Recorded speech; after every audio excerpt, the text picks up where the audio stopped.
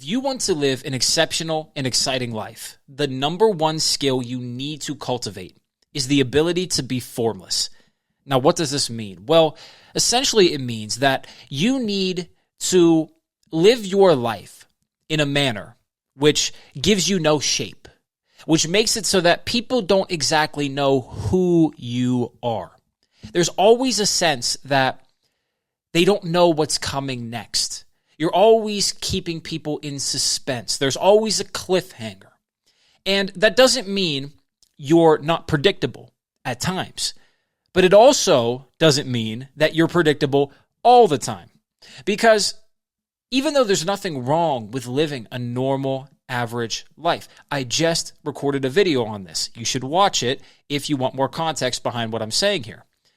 If you want to live an exceptional life, and more importantly, if you want to be excited in your life, excited about your life, then you need to learn how to be formless. You need to learn how to be a dramatic actor, how to play up the role that is being forced upon you in any given moment, and also learn how to break out of the roles that you don't want to play whenever you deem it necessary. For instance, if you're at a cocktail party with bankers, lawyers, politicians, you wouldn't walk in there wearing skate attire or wearing basketball shorts and a hoodie like you were just hooping at Rico Hines. You wouldn't do that. You would walk in there with a nice fitted suit, if you're a man or a woman, a tie, great apparel. You would smell nice. You would have your hair done up nice. Perhaps I'm not the best example of that right now, but you understand what I'm saying. You would look great. You would be dressed to the nines. You would smell fantastic. You would have a smile on your face, and you would be playing the role of the sophisticated aristocrat, the person who is well-connected, who knows everyone at the party, who knows where all of the best events are taking place, what's going on in politics, what's going on in geopolitics, what's happening in the news, where business is heading, where AI is heading. You would want to know all of these things. And you would want to play the role of that sophisticated aristocrat, that person who's been here before. And that's the same idea whenever you go onto the basketball court.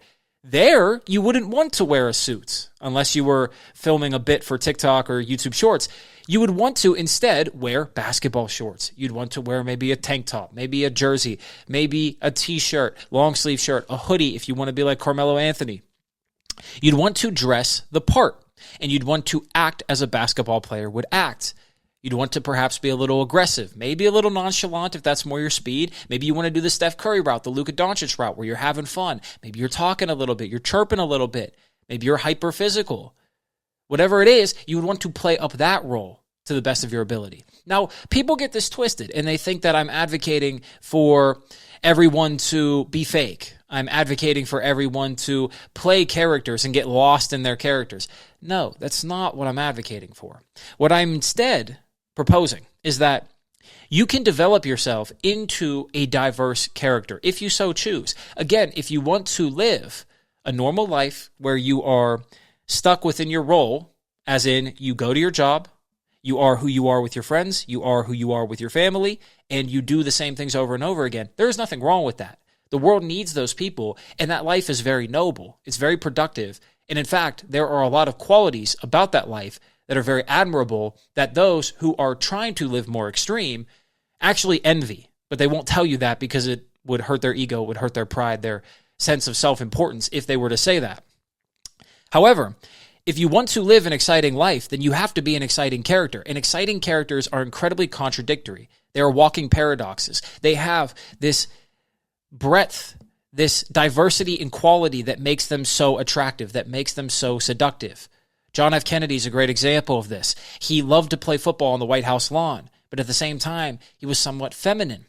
He was also very seductive with the ladies, though also very masculine in the sense that he had a great military record. He was tough geopolitically. He was all of these things. He was connected to the youth, yet he was very good amongst the older crowd in Washington. He was very complex. He was a seducer of women. I mean, Marilyn Monroe.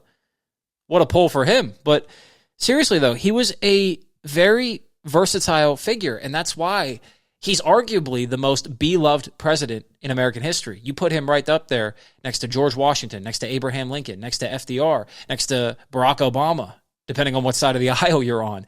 These are some of the most beloved presidents in history. Teddy Roosevelt, if you're on the right, Donald Trump.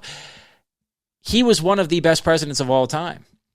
And it's because of how much of a pull he had on the American public, how well he was able to captivate an audience, how well he was able to sell a dream because of these contradictory emotions, these contradictory qualities within him as a character.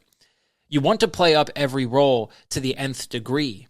And you can do this without being fake, because if you're a versatile person, if you have multiple interests, if you've cultivated multiple skills, if you have developed a liking for multiple fields of study, much like Leonardo da Vinci, much like the Renaissance men of the 14th and 15th century, the 16th century, then you're not faking it at all. You're simply being more of who you are. You're actually being more authentic by playing these roles up. You're actually being more authentic by showcasing how much you know on a particular subject when you're around those people. And I have to say that a lot of people will also come back to me and say, well, you're just faking it because you want to get political power. You're faking it because you want to move up the ladder. You're faking it because you want to please people. No, I don't want to please people. I just know that it makes life easier. It makes life a lot less frictionless. It makes it so much smoother to move in and out of rooms when you can talk the talk, when you know the lingo, when you know a way you're around. Would you go to a foreign country and not know a little bit of the language? Would you go to a foreign country and not know how the legal code works a little bit, just enough to make sure that you don't get in trouble? Would you go to a foreign country and not know how the locals acted? There's something I learned the other day where people from other countries, not the United States, do this motion as come here. They do this. They move their hand away from you. Now, here in America, we do this. Two very different things, same meaning. I don't necessarily agree with this, but if somebody were from another country were to do that to me, I would have to know that perhaps based on their background, they were signaling me to come over. That's something that would be really important for me in another country. That would be a key piece of information. You need to learn how to blend in, much like a chameleon. It's not being fake. It's being more studied. It's knowing your way around. It's doing your research. You don't go into an interview without researching the company, perhaps the person who's interviewing you. You don't go into a business meeting or a negotiation without researching the people that you're going to be negotiating with. You don't go into a basketball game without studying the opposition, without knowing what plays they run, how their players play, the psychologies of those players. How do they play in the third quarter? How do they play in the fourth quarter? What sets do they run? Does their energy lack at certain times? What can we do to get under their skin? You don't go into a game without doing that. You don't do anything without research if you want to win, and more importantly, if you want to play well. Because the last thing I want to say here is that it's more important to have fun while you're playing than to actually win, and that's what I'm advocating for here, is that you don't have to be fake. You need to be more authentic in yourself if you want to be a versatile character. And if you do that, you will actually have so much more fun playing that you'll create an upward spiral. People will be attracted to you because of how much fun you're having.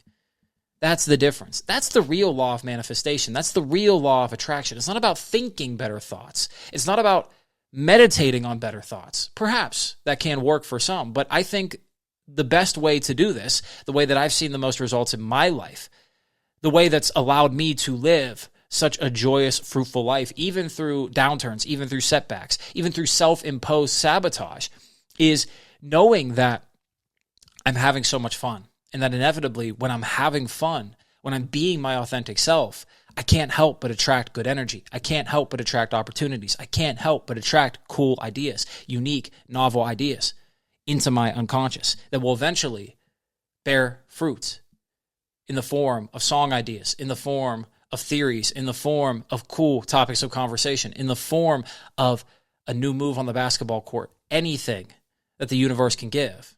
That's the universal storehouse. And if you can put this in motion, if you can act formless, if you know how to move in and out of rooms, if you know how to be more versatile and authentic, you're going to live a much better life. You're going to have more fun. You're probably going to be more successful so long as you're on this extreme path. If you're not on this extreme path, then that's fine. That's totally okay.